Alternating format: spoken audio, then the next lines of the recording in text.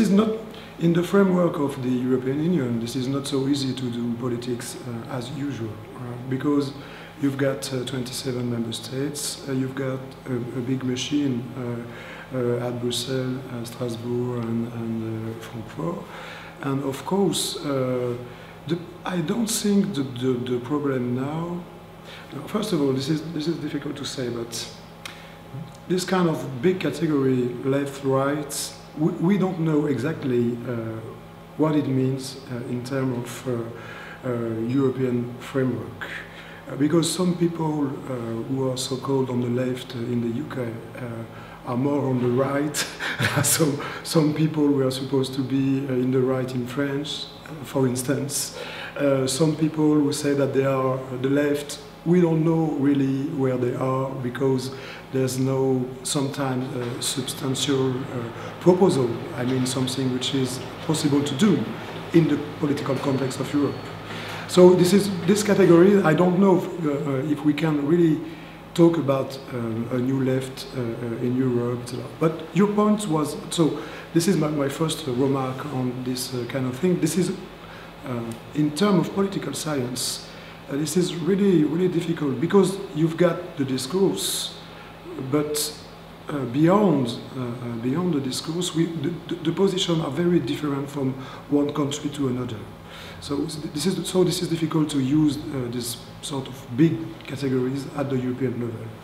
The second thing I would like to say, or I could say, is that I don't think that the real engine of politics, and particularly in the case of the EU policy making, is really political in terms of right, left, etc.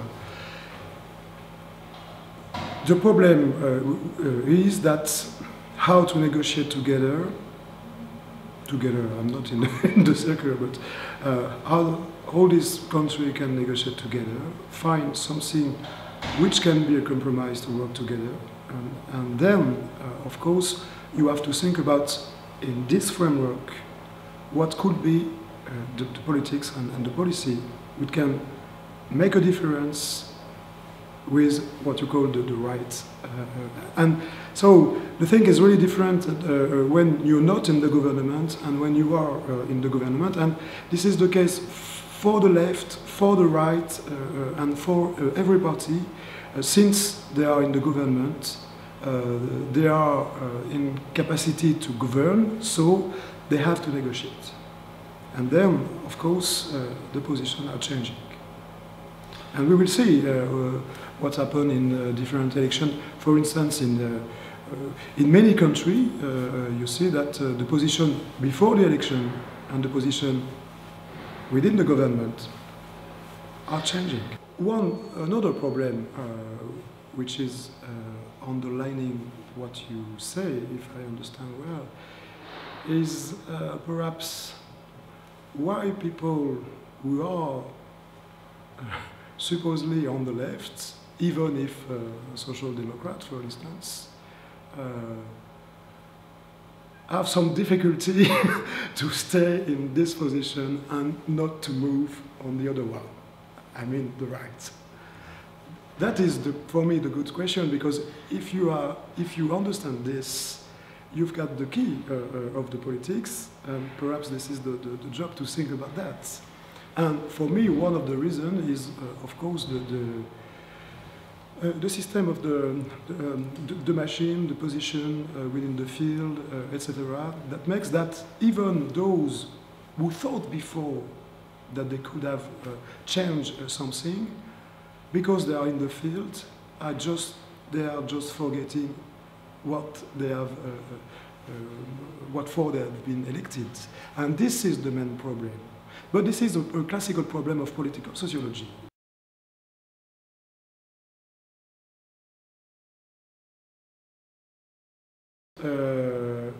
It doesn't come from nowhere. So it means that if he's here, this is because, and this is really an important point, because he's mandated for being here by the system of decision. It means that all the member states are agree. It means that the European Parliament didn't say that they were disagree. Everybody is agree. And then he is mandated. This is not a kind of authoritarian regime which is related to heritage or inheritance or diving God law or you know what I mean? Yes, I understand. There are a kind of administrator which is delegated by political authority, which is the sum of the member states, who all have been elected, by the European Commission, who are nominated by the member states who have been elected, and by the European Parliament, and all the members of the Parliament have been elected.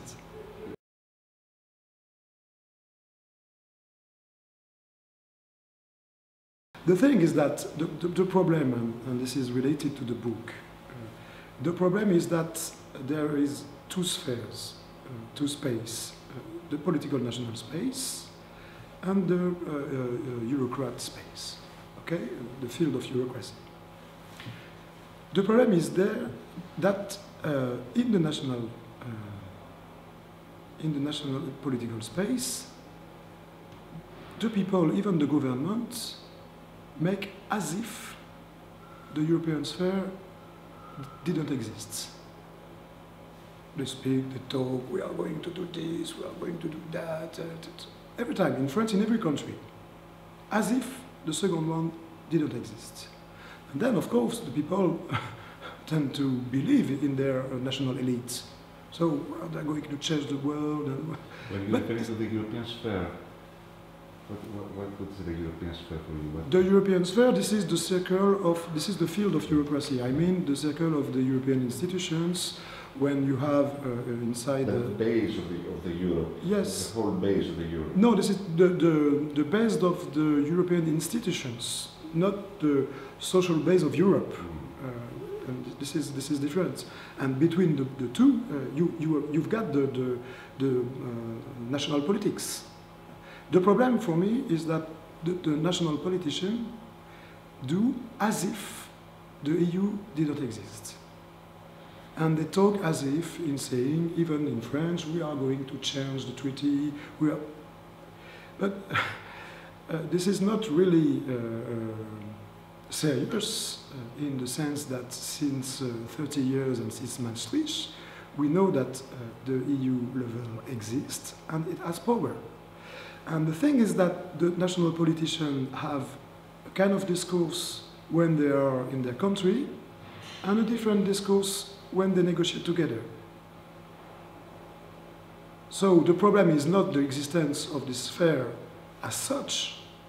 The problem is the behavior of the most part of the politicians who totally forget when they are in the upper level what they are, what are their electorate, etc., what are the people who vote from them. And this is the problem. For me, this is the problem of a kind of self-conscious and kind of responsibility.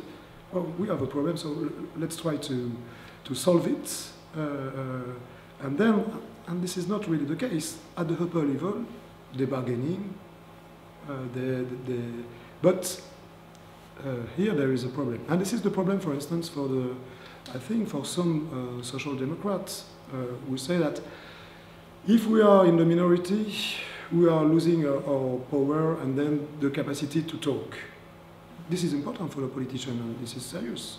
Because if they lose the capacity to talk, nobody believes in there, so their power is less important, so they can serve their people. So, to some extent, they have right to have a special attention, to be in the field. But, in the same time, most of the time, they are going too far for being like the other. Just that. And this is one of the sociological problems of this sphere, I think. But we can't, but this is a problem of political sociology, because institutionally speaking, everything is voted by people elected by people elected by people.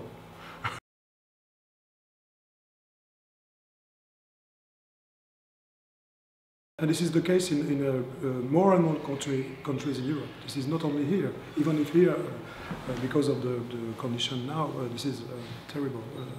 But this is also the case in many countries.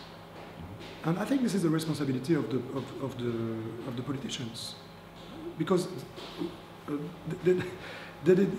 this is the euro who decide that. No, this is them together. And there is a problem of responsibility because of these two levels, because they don't want to assume it as if it was, as if it is their responsibility. So there is a kind of liar, and of course, up to now, as they have said to the people, oh, we can't do anything, this is not possible, the people believe it, and the effect is that, as you say, there is a problem with Europe now. But this is not the problem of the Europe, because if the people wanted to have another politic at the European level, we don't know what could be, because nobody was able to say 3 years before that the situation will be this one. So really we don't know, and I don't think that anybody knows really, to be serious and honest. So if I am afraid, I'm an observer, so if it is a feeling. No personal feeling.